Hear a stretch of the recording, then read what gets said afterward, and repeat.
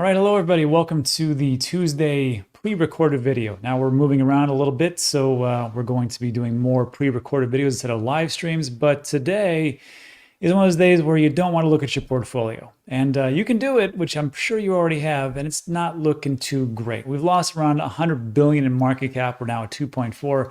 Bitcoin's been bobbling around 64, 65K. Ethereum is 34, 33.99, and it's probably going to go lower. I'll just be honest with you. And the reason is because of OGs, and it also has to do with Bitcoin miners and just regular sentiment.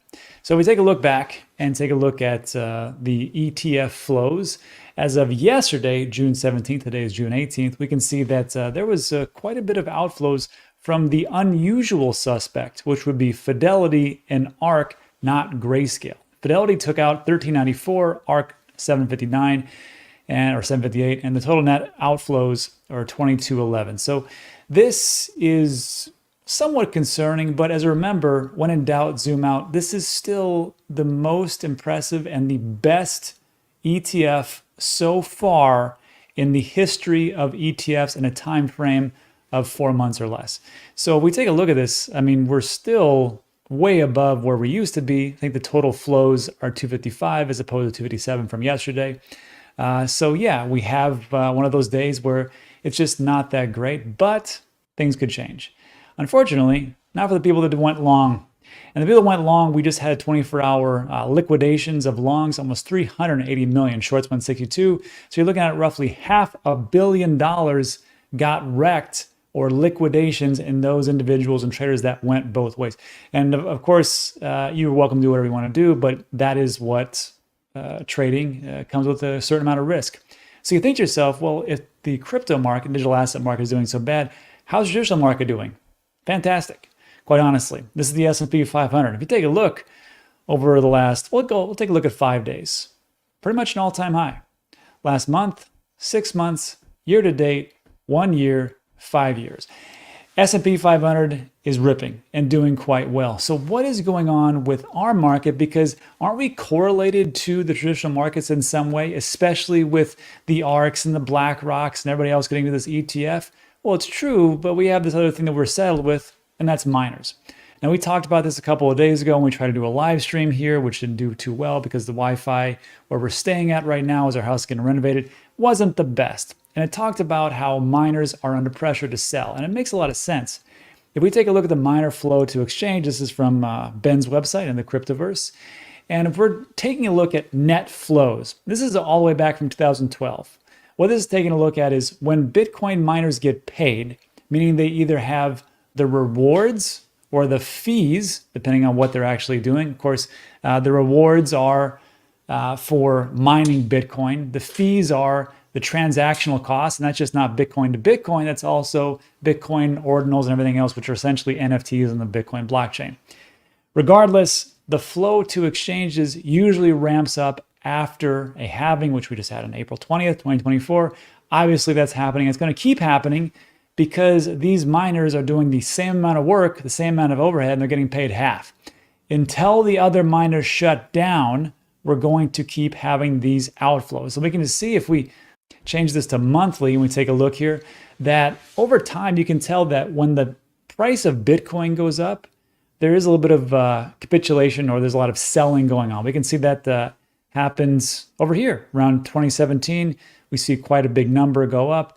Then in 2021, we can see that around December 21, things started to really ramp up, and then people took some big profits on May. But I think that was a shift from the Bitcoin miners, which got expelled in China. And of course, there was a lot of taken out there. But if we're taking a look at, is this the end all be all? Did we just miss the bull run? I don't think so. We can see that there was quite a bit in March, but things are taping off. And this is, of course, the net flow. If we break this down by a daily and take a look at our outflow, you can see that miners have been selling. It's just a natural progression going all the way back to April, moving forward. Here we go. And if we take a look at the inflows, meaning the Bitcoin coming back into the wallets of the miners themselves, not too much. So yeah, they're going to keep selling. Just expect this to happen. And if we take a look at it, the hash rate is not at an all-time high. This is one of the things that give me a little bit of hope. Because as the hash rate goes up, it becomes more difficult to actually mine Bitcoin. That means that the Bitcoin miners have to actually compete and put in more hash power to be able to get those rewards. And we can see that over time, we peaked out on May 26th, and now we're going down. A small amount of capitulation, but it's going to take time for them to stop selling because we need more of those miners to shut down. And of course, take a look at the revenue, like we just talked about, it goes down. But there's something else we need to take a look at, which would be hash ribbons. And hash ribbons, the indicator itself, this indicator shows periods when Bitcoin mining rigs are being turned off due to the challenging market conditions. Hash rate is calculated on a daily basis, and mass miner capitulation is typically ended when the 30-day moving average crosses back above the 60-day. I'm gonna make this very simple. Every time it goes into the dark pink areas, watch out. You're going to see a lot of miners actually selling because they have to, and the price usually goes down.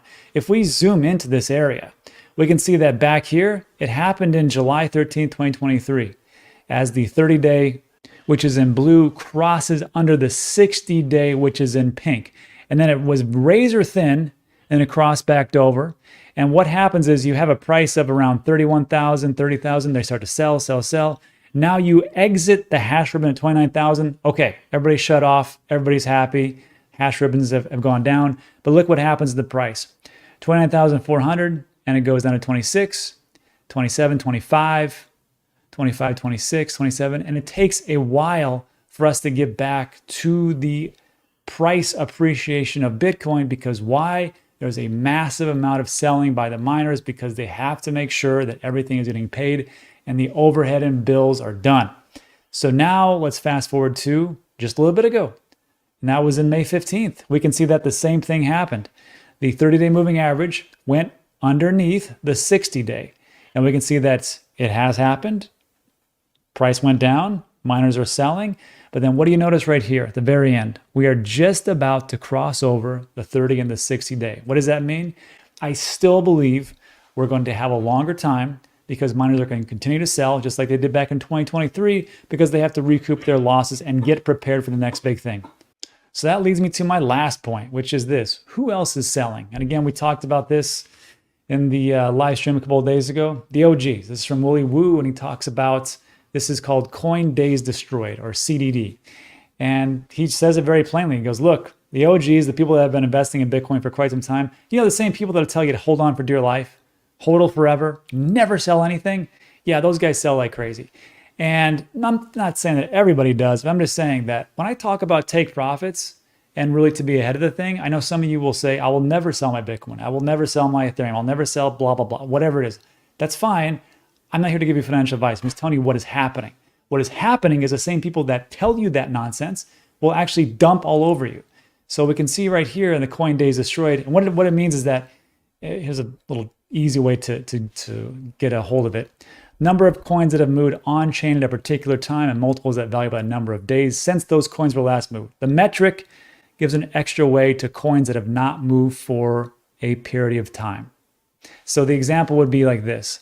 A UTXO, an unspent transaction output for 5 Bitcoin that have not moved for 100 days equals 500 coin days. So 5 times 100 is 500. An unspent transaction output for 10 Bitcoin that has not moved for 1 day, that's 10 coin days, 10 times 1. A UTXO for 0.1 Bitcoin not moved for 100 days is also 10. 0.1 times 100, 10 days. And we just see that for these coin days destroyed, meaning they actually moved, a lot of these coins that haven't moved or Bitcoin that haven't moved, they start to get moved when the price goes up. Have you noticed that? And it was pretty well apparent back in the early days when they could kind of time a little bit better, the OGs, and they sold accordingly. And once that happened, bam, everything just kind of fell off. When we got to 2017, we can see that they actually missed the very top, but they still did a pretty good job. Over here, did a reasonable job in January 2021, but then after that, it kind of tapered off quite precipitously. And you can see that even though the price was going up pretty high in October 2021 and November 2021, there wasn't that much selling. And you can just see here, let me blow this up so you can see it. As time has gone on, especially into this all-time high, when we went from 26,000, 37,000, 40,000, 50,000, all the way up to 65,000 roughly. These guys were selling. So I'm not for sure exactly how much selling we have to go through, but you can tell right now there's been quite a dip and a decline, but I still think we've got a long way to go. So look, that's it for today. If you like today's video, give it a thumbs up, consider subscribing. All these things that we talked about, I give this information to you so you can do with it what you will. Thanks so much for stopping by. I appreciate it, and I'll see you on the next one.